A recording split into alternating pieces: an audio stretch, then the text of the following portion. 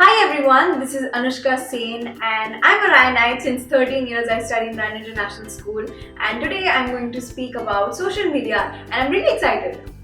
So here are some 5 tips for my Ryanites for using social media. So being an influencer, I think the first main tip is to use social media for a good cause.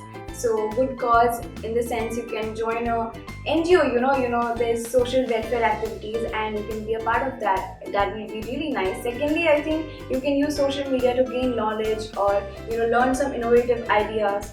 Third tip will be use social media for showcasing your skills. Like if you're a good dancer, you can make some videos and upload it so people get inspired from you and they learn something from you. And if you're a singer, you can sing, or any activity that you like, you can just share it with the world and the world will appreciate it. Then next tip will be, I think, for school projects, if you need ideas, I think that will be really nice. You can connect with your friends who have left. For example, I have a friend, she stays like in Kolkata and I don't meet her. I meet her 3 years में एक बार, and I think social media is a platform where I connect with her.